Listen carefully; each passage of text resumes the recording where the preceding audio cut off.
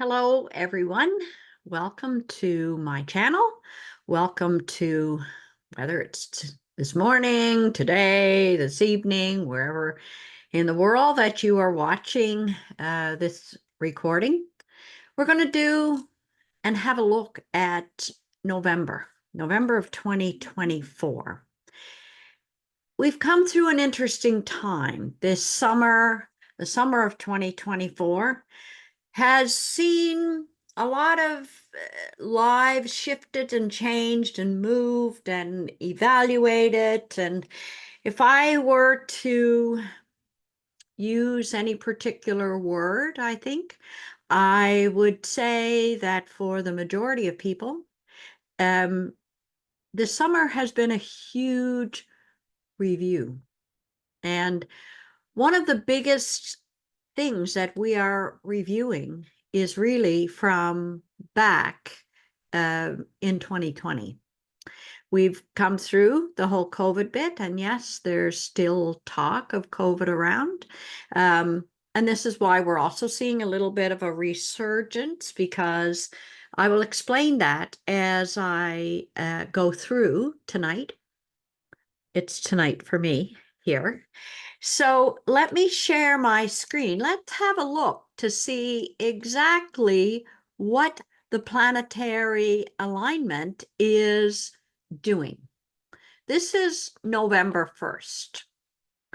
And as you can see, right on November 1st, that very first day of November, we're going to go boom, boom, and we're going to start with a new moon. The new moon is in Scorpio. And we always have a new moon in Scorpio round about this time every year. But this is at 9 degrees Scorpio. Scorpio, we're in Scorpio season. Around the 1st of November, people who have their birthdays around that time, they are Scorpios. That's why we have the new moon in Scorpio.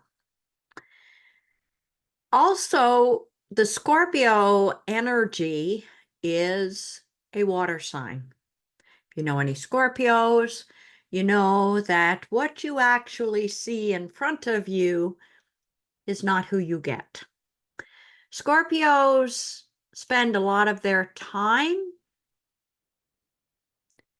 trying to be very stone-faced, trying to not let anybody know what's going on in their mindset behind here. So I think if there is one particular sign, astrological sign in life, that perhaps has a bit of difficulty knowing themselves, it really would be a Scorpio. Our water signs are sometimes like that, but certainly the Scorpio. Then in astrology, when I teach astrology, we talk about what sign rules the sign of Scorpio. And I use the traditional rulerships. So the rulership of Scorpio is actually Mars. Mars rules the sign of Scorpio. And that particular that particular Mars on the 1st during this new moon, is at 29 degrees. And as my followers have heard me say before, 29 degrees is a karmic degree. Now, of course, we also got Pluto at 29 degrees. Pluto is going to leave the sign of Capricorn for the very last time for 246 years before it comes back into Capricorn later in November. I'll give you those dates. Later in November, Pluto is going to slip into the sign of Aquarius until 2044. So this Mars, that is the ruler of Scorpio, this Mars is really creating quite a bit of a tussle. There's a lot of very emotional energy that is going into this particular sign, opposing Pluto. So I get this image of when a cat has stepped out of its litter box, lots of times you see the cat with flicking the energy off the back of its paws. That's exactly what this analogy of this feel is like. Now we do know we're going to be getting closer. By the time we get to the 1st of November, we're going to be getting closer to the US election. So what is actually going on vibrationally that's going to remind you of like a cat trying to flick off things off its feet, off its paws, that it doesn't really want attached to itself. So I hope on this new moon in November, take a look around you. That is exactly the vibration that we're going to be feeling, to be seeing. Who around you? This also is a generational. When we have outer planets involved, so, Saturn, anywhere from Saturn outward, it's more effective on the general public versus a personal situation or an issue going on in life. One of the other big things, I was hoping to get my writing tool there. One of the other big things that I alluded to at the very beginning is that coming into November, we actually are revisiting the Christmas of 2020, the Christmas that wasn't. Remember? That was the Christmas of COVID. They were telling you not to visit your family, that kind of thing. Well, you see, in Christmas of 2020, we had what was called the Great Conjunction that happened there. We had the sign of Saturn and the sign of Jupiter sit together. It was the Great Conjunction that December. So, of course, Jupiter is faster moving than Saturn. And this all happened in the sign of Aquarius, right where Pluto is kind of sort of playing around. Pluto's in the late degrees of Capricorn, getting ready to go into Aquarius, which is exactly where this original conjunction took place. Jupiter moves a lot faster than Saturn. Saturn takes 29 to 30 years to make it all the way around the zodiac. Jupiter makes it around every 12 years. So Jupiter is a lot faster moving than Saturn. And where we are right now is Jupiter had left that great conjunction of Saturn. So Jupiter has now created that first square. That first square that has happened since that great conjunction. And one of the things we talk about in astrology, we talk about phases. Now, I teach about phases in intermediate astrology. I don't do it in beginners. Most beginner astrologers may not know a whole lot about phases. But we always look when two planets sit together, and then when they have the first connection, the first square, first opposition, the next square, and then come back aligned. So it's almost like an event happens here, an event happens here, an event happens here, an event happens here, and it all comes back to how it all began. So again, I say the beginning here was that Christmas. Every one of us dealt a lot of decisions on that particular Christmas time.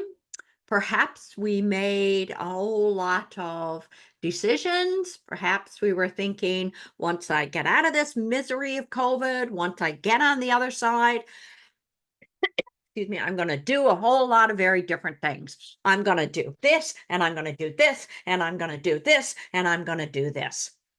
Well, we've now come to the first square, which really started, by the way, in like that August, September. So we've actually been in this. If you've listened to some of my other videos, I would have talked about that and described this. Now the universe coming later in November, when Saturn turns direct, it's going to be like the 15th of November.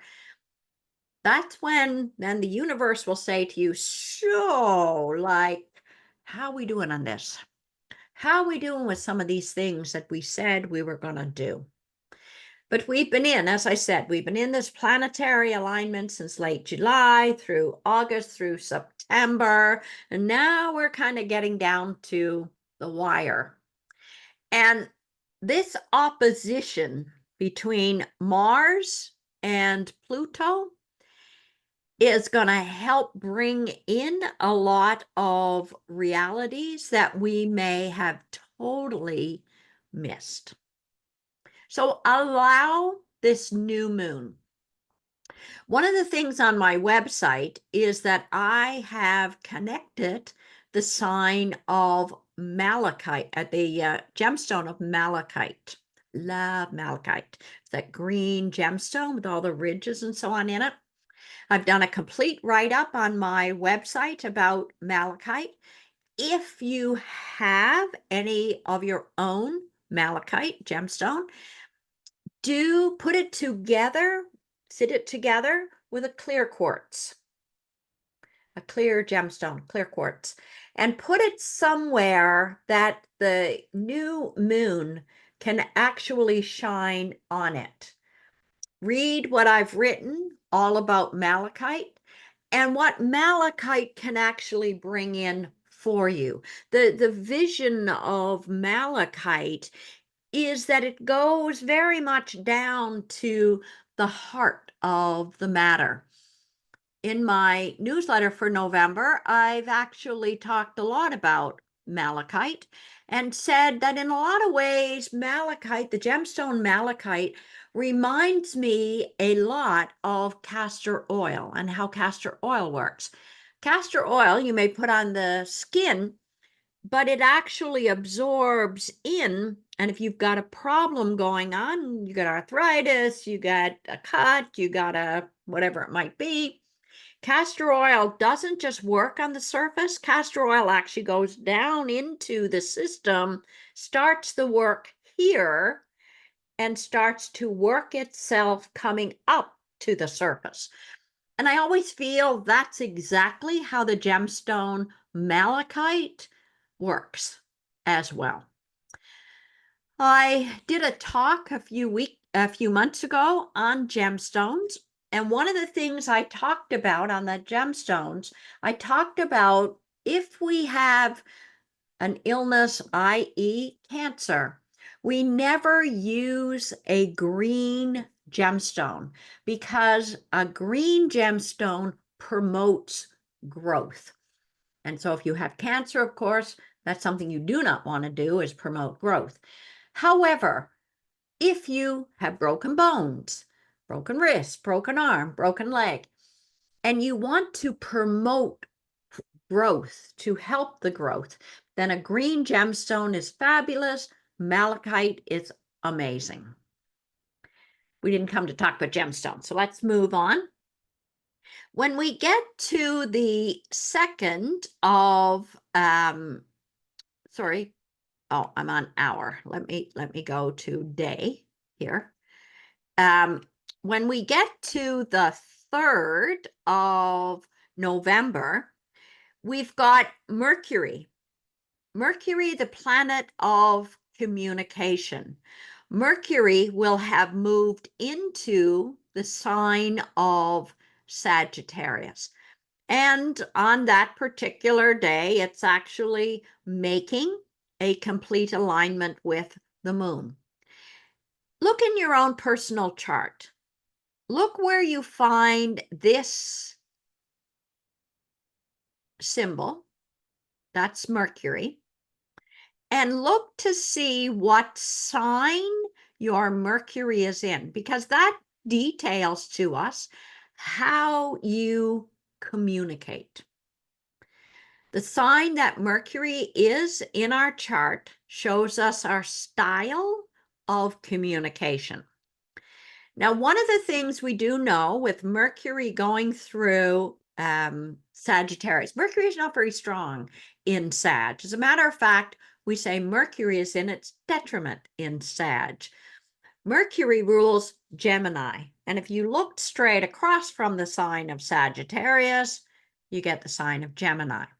So when Mercury's in Gemini, it's extremely strong in its place of power and ownership. When it's in the sign across from its ruler, we say it's in its detriment. And so Mercury is in its detriment. Mercury in Sagittarius doesn't always have a whole lot of control. Lots of times it can be in the head and out the mouth and not a whole lot of thought put behind it. Now, one of the things is if you are born with your Mercury in Sag, you're probably a little bit outspoken. You probably, as I said, is in the head and out the mouth and not a whole lot of thought put behind it. But one of the things is we know you're truthful. Now, whether we actually really want to know what you think with a Mercury in Sag, you're going to tell us anyway. On that same day, the asteroid goddess Juno will be moving into the sign of Scorpio. Juno in mythology was the wife of Jupiter. And so where we see Juno going through how it is connecting, it's all about partnerships. It's all about relationships. Juno will be calling forth, looking for relationships in Scorpio. She'll be asking a lot of questions. She'll be saying, are you the best person for me? May not necessarily be love, but it certainly will be the fact of, are you the best person for me to work with me? Are you the best person for me to caretake me? Are you the best person for me to love me? Are you the best person for me to publish the book? Partnerships and relationships is a real big aspect connected around Juno. And Scorpio is the investigative sign. She's going to be there in Scorpio for quite some time. And so there will be lots of discussions out there of people asking questions connected directly around the whole partnership and relationship scenario. When we get to the 4th of November, now we've got Mars moving into Leo. Mars and Leo, boy, oh boy, oh boy, oh boy. That's a fiery, fiery alignment. Mars is aggressive. Leo is a fire sign.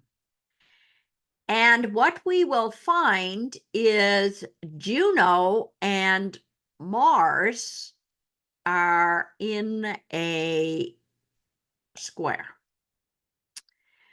So there's quite a bit of challenge that is working its way there. And we also know November 4th, we're getting closer to the US election.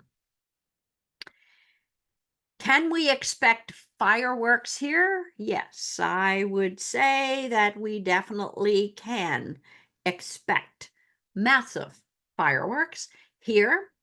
And I would have to say that do I actually believe it is between the president or the president, what's the word I'm looking for, elects maybe, people who are running for the presidency? I would say it's more connected to their partners. That is actually creating some of the issues. So perhaps J.D. Vance and Harris may actually, or not Terrace, but her running mate would actually also be the people that may have some very fiery conversations and communications. We also have that Mars coming down to there's that Mercury we talked about, right? Mercury in that sign of Sagittarius. So, will there be perhaps some non controlled Mars, planet of aggression? Will there be some non controlled outbursts? Which would make sense to me if we're close enough to the election time period to, you know, have some issues there. I actually wonder with that Mercury and Sag, whether there may also be some fact checking that may not go over it so well. Then we actually come up to the 5th itself. And one of the interesting things on the day of the 5th, of course, is that we've got the moon is at 29 karmic. The moon's at 29 degrees Sagittarius. And that is a huge karmic degree for the emotions running very high. Now, we still have that square going on.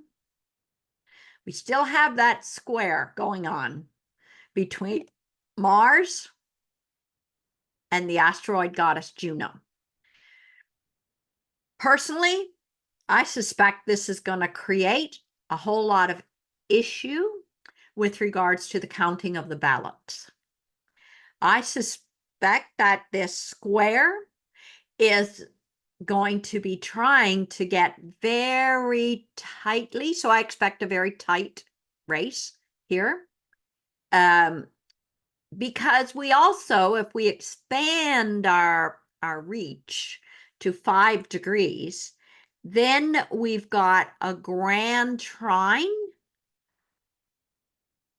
Sorry, no, we don't. I need the grand trine to come down to here. Let me show this. We've got Mars coming to Mercury, coming to North Node. And all of that is in fire. So it's a very fiery kind of a day that is happening there. We've got the asteroid goddess Juno, partnerships, relationships in general, going back and forth, creating a square to Mars. Creating a square to Mars. Mars don't need any help to be aggressive. So we have quite a listing of planets setting up without knowing anything about any of the events going on around us. So also recognize, I'm not US, and I'm sure a lot of my listeners here are not interested in politics or anything at all to do with politics. So just recognize that we're in the middle there of a grand trine in fire for all of us. Watch your words. That Mercury in Sagittarius can set off a fire of incorrect information because, again, it's in the head and out the mouth and not a whole lot of thought put behind it. So if we need to get some duct tape or we need to tie a string really tightly around our finger to remind us on those particular days, 4th, 5th, and 6th, you've got massive fire going on. So you want to take note of that. We kind of slide on the way over until we get to the 8th. On the 8th, we actually have South Node and Vesta, the asteroid goddess Vesta. The asteroid goddess Vesta and South Node sitting together. I'm not a big South Node liker kind of girl. As a matter of fact, it really concerns me because I always see South Node as having a sense of loss. And Vesta has very much the asteroid of like the keeper of the gate. This is a huge alignment to have happen. In your own personal chart, look on the outside rim and look for the sign of Libra on the outside rim. Because it's going to be happening up here in the sky at 5 degrees Libra, look on the outside of the rim of your natal chart to see where the sign of Libra is, because that's the actual house in your chart that will be happening. And that says that quite often the keeper of the gate, we're all the keeper of our own gate. Whether we let people in, whether we don't let people in, whether we choose who we're going to let in. That's going to be a day. November 8th will be a day that we will probably realize the keeper of the gate, what we thought was our keeper of the gate, was actually probably an illusion. Now, for those of you who follow Canadian politics, we've got some issues going on as well. And so we want to watch the Canadian politics. One of the things is one of the parties have been trying to bring down the government.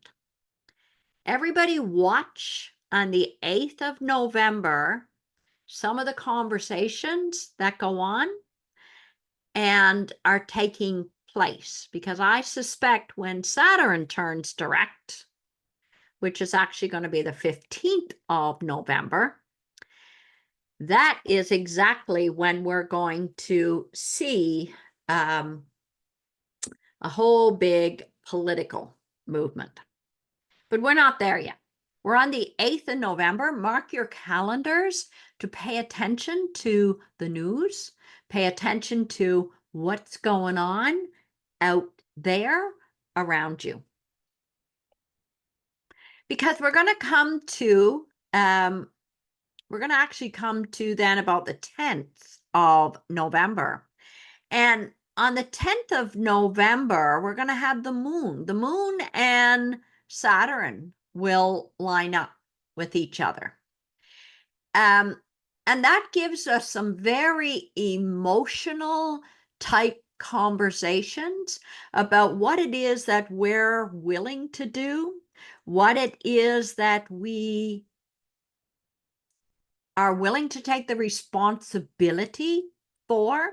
It is creating a square to that Mercury in Sag. So remember those outbursts we talked about earlier, previous to the 10th? Careful what you sign up for. Careful of the words like, well, if I was the president of that club, I would do this. Because on the 10th, it may come back to haunt you. Or I could be a better mother to those kids than my daughter-in-law. In the head, out the mouth. You get to pay for that when you get to about the 10th of November. Then we get to the roundabout the 11th of November, 12th of November, and late on the night of the 11th, coming into the 12th, we actually have Venus is moving into Capricorn. Venus not overly strong in Capricorn. Venus loves to love love. Venus loves to be loved. Venus loves that cuddly. Venus loves being in Taurus or Libra. Doesn't really necessarily entirely like being in Capricorn. Capricorn, if you know any Capricorns, they often run their heart like a business. And so Venus in Capricorn says, oh, well, I guess now for the next 28, 29 days, I'm supposed to act like the practical side of life. I'm supposed to have my feet on the ground. I'm not supposed to have this airy, fairy, dreamy kind of thing going on with me. And yet it has us love to do things that get things done. You want to clear out a closet? Venus in Capricorn is your person. You want to get your book straight for your business? Venus in Capricorn is your person. You want to try to get your website up and running? Venus in Capricorn is your person. You want to write a resume, very kind of logically, sort of write it in order. Venus in Capricorn is your person. So with Venus in Capricorn, it's not the lovey-dovey type Venus. And if you are somebody in life, if you look in your natal chart, look for this sign. It's called the vanity mirror, by the way, but it's the sign of Venus. What sign is your Venus in? Because that's what you enjoy and that's what you love.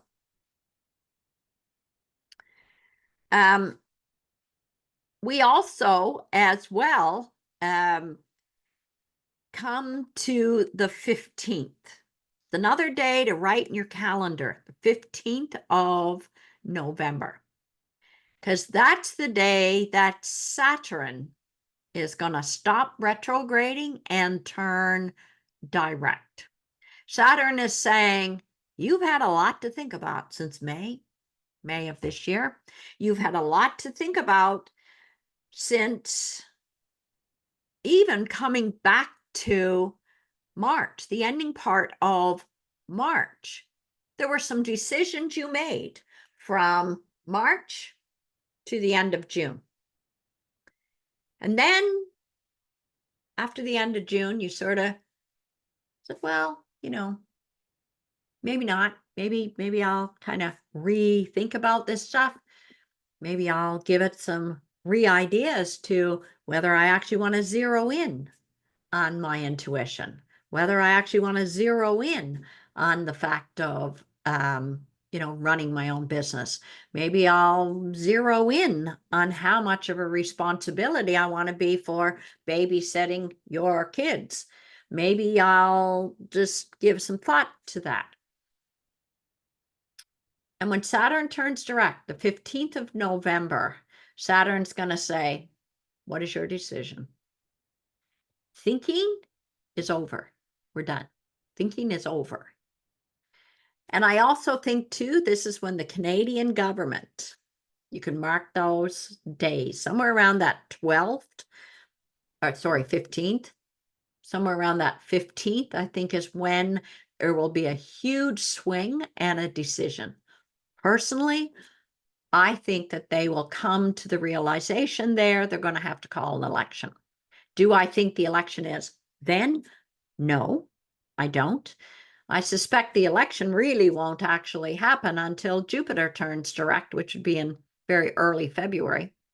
But this is sort of, you will see that this essentially is about the beginning of the end for the Canadian government as we presently know it, and how the changes will come and be enacted after that.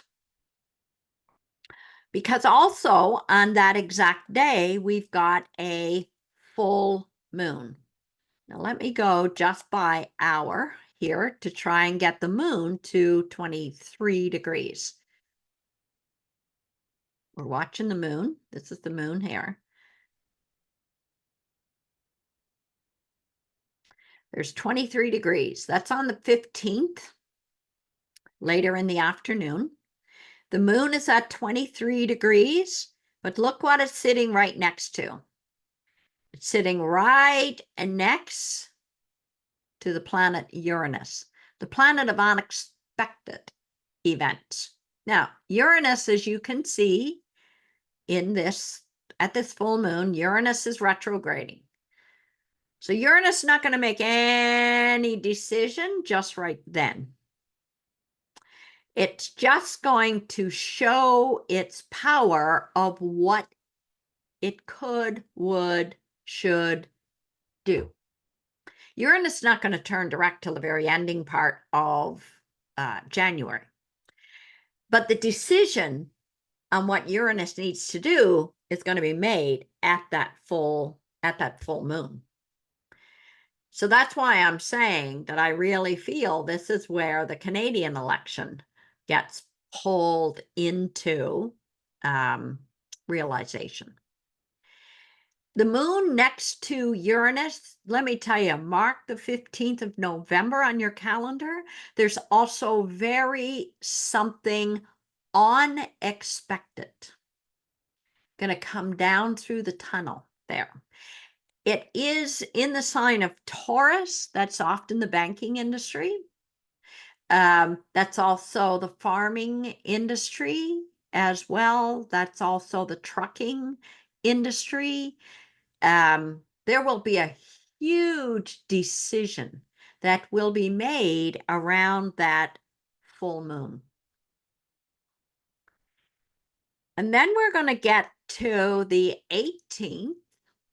Oh, I'm on hours. Sorry, let me go to days.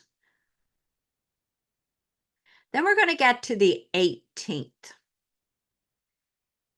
Now, let's go back to October 2nd.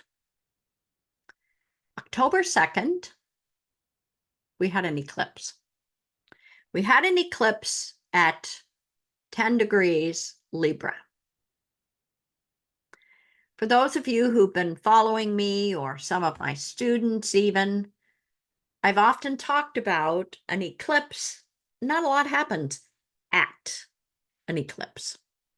But what happens at an eclipse is that there's a vibrational energy that sets up in the sky. And when planets go through that energy, then they set up that high vibration as well. And this is one of the first signs through that ecliptic energy. That is the asteroid goddess Vesta. Vesta, remember? We talked about Vesta a little bit earlier.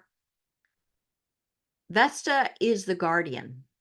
She was the guardian of the Vestral Virgins. But she's going to move into that solar eclipse energy. That is going to blow open wide a doorway. It's going to blow open wide a doorway in everybody's chart, no matter what your sign is. Again, it's going to happen all in that sign of Libra. So again, look on the outside rim of your actual chart, and where the sign of Libra is, that's the house that it's going to happen in. It's a blowing open wide energy. I love solar eclipses. Solar eclipses is all about the fact of opening the doorway to brand newness. And it is the release of the old in order to bring in the new. Then we come to the 19th. Pluto has finally, oh my God, has finally left the sign of Capricorn for 246 years and has now moved into the sign of Aquarius. And one of the things I think it's going to massively do in the sign of Aquarius is completely change the healthcare field as we presently know it. And when we see Saturn and Saturn moving into Aries in 2025, that's going to see such a push forward within our healthcare field it'll be crazy. It'll also reinvigorate the whole electrical system, the electrical grid, the electrical system. This is why there's been such a push on electrical cars, even though they've been around since, the 19 somethings. But there's a real push with this because this is waves of electricity. People think this is waves of water. It is not. It is waves of electricity. And then when we get to the night, really, of November 20th, coming into the 21st, now we've got the sun at 0 degrees Sagittarius. So now we're coming into, say, happy birthday to our Sagittarian type friends. Well, as soon as that sun enters Sagittarius, in astrology, we can draw a line from that sun to Pluto. In astrology, that's called a sextile. That's a positive alignment. We like sextiles.